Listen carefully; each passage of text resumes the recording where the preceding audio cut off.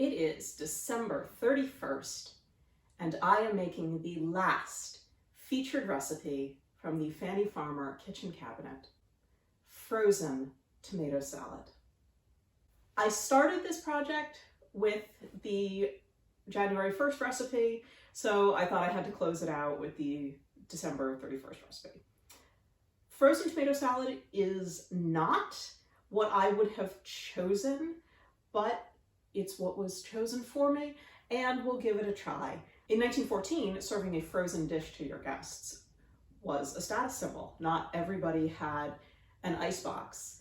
So this collection of recipes does have a number of ice creams and other frozen desserts and frozen savory things. Let's give it a try. As usual, I have never made this recipe before, and I have no idea how it's going to turn out. So let's get started.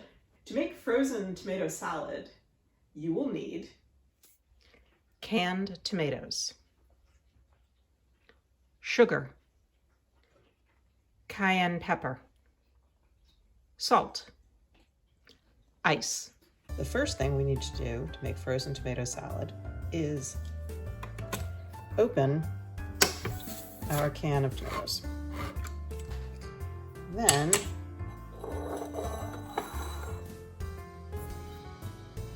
turn from can and let stand 1 hour that they may be re-oxygenated. That was a little baffling to me. So I was looking through the Boston Cooking School cookbook to see if she explained why.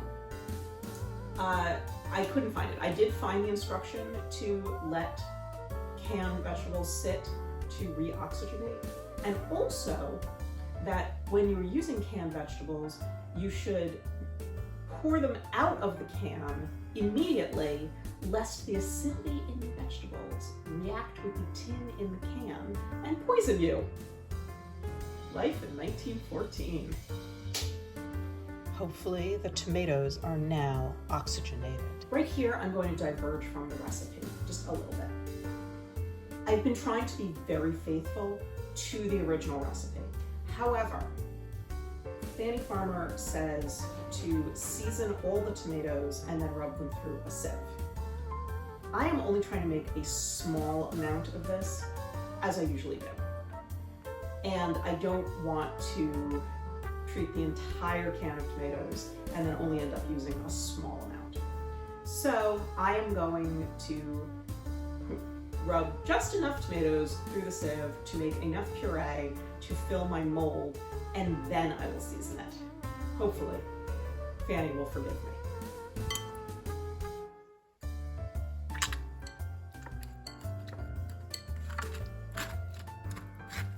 I suppose you could just start with tomato puree.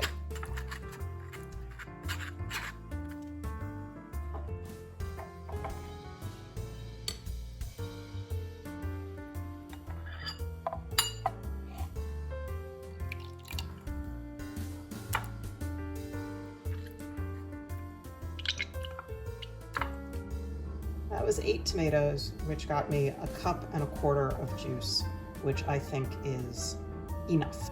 Now I'm going to do the seasoning.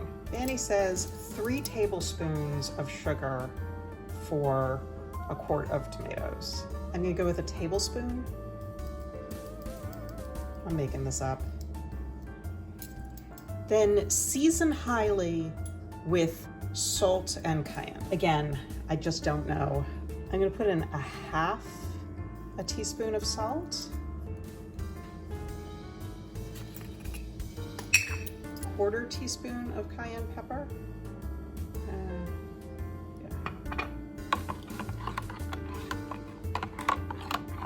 I am just completely making this up. All right, that's not too salty. It is kind of sweet, a little tingle from the cayenne. I'm just going to leave it as it is. Then we are to turn into 1/2 pound baking powder boxes. I just happen to have an 8 ounce, that is 1/2 pound, baking powder can. This is not the box of Fannie's Day. It's cardboard covered in foil, but it will do for this experiment.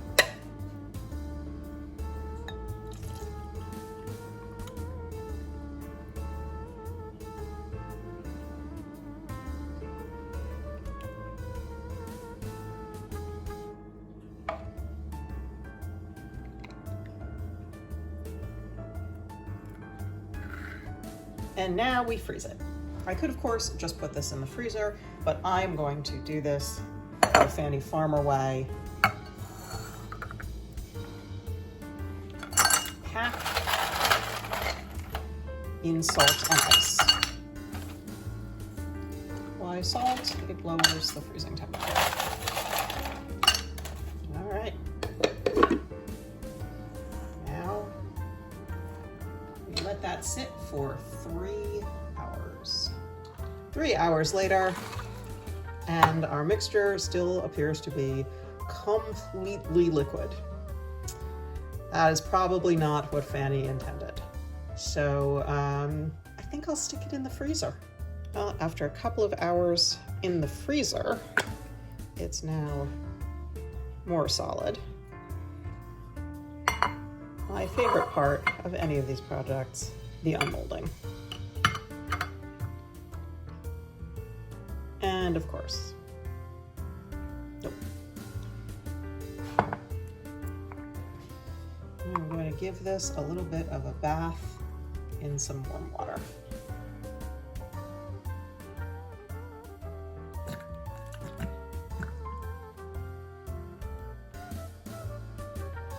Having removed it from the mold, now we cut the salad into slices.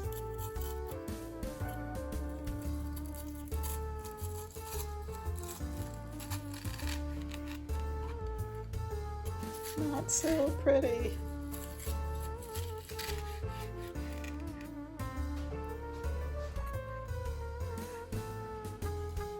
Was not so solid in the middle.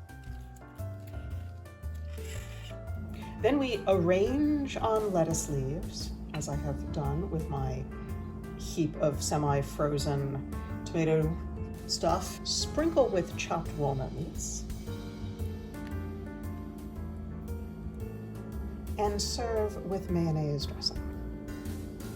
So I suppose it would have looked nicer if it were, an actual slice.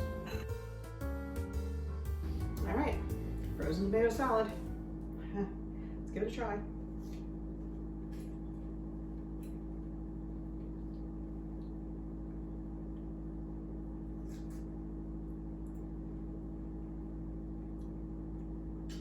It doesn't taste bad.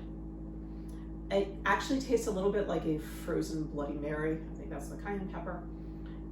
And the walnuts add some crunch and the mayonnaise adds a little creaminess. So it's not like it's awful, but I just don't know why I would ever make something like this. I understand that in Fannie Farmer's Day, it would have been a really big deal to be able to serve a frozen dish like this to your guests. It meant you had the kitchen staff to rub all those tomatoes through a sieve. It would have meant you had an ice box and the ice to power it. But for me, there's just a little, okay, why? It's basically frozen tomato puree. And 3 hours in the ice was not enough to do anything. And in fact, 2 hours in my freezer and it was still really mushy in the middle. So a couple things I would do differently if there were ever a next time. First of all, Fannie Farmer said to pack the mold in ice and salt using equal parts of both. And I definitely did not use equal amounts of salt to ice because I just didn't have that much salt. So that probably would have dropped the temperature more, especially if I had gotten some rock salt. The other thing was I was being cute and I was using a baking powder can, a half-pound baking powder can, just like she called for. But modern baking powder cans, or at least the one I got, is foil-covered cardboard. And that certainly does not conduct the cold nearly as well as the tin kind that Fannie Farmer would have had. So if you want to try this, definitely put it in a metal mold. I think that will help. And I probably should have left it in the freezer for another hour. Also, if you wanted to speed up the process, buy some tomato puree or use your food processor and strain it. Rubbing it through a strainer, I think I did 8 tomatoes, and I think it took me less than 10 minutes, but it was work. It did keep the seeds out, but it didn't make it particularly thick either. Maybe if it were pulpier, it would have gotten a better freeze on it. There we have it, frozen tomato salad. This, my friends, is the last video of 2022 for the kitchen cabinet. But it is not goodbye. I will continue in the future working on the website, adding some of the recipes that are missing, I hope, if I can track them down, doing some more research, bringing more fun information, and even I will make more videos. However, I really feel like I need a break from 1914 cuisine for a little bit. If you've tried any of these recipes or any of the other ones I've posted, I really want to know what you thought. So drop me a line, and Happy New Year and happy cooking. Bye, everyone.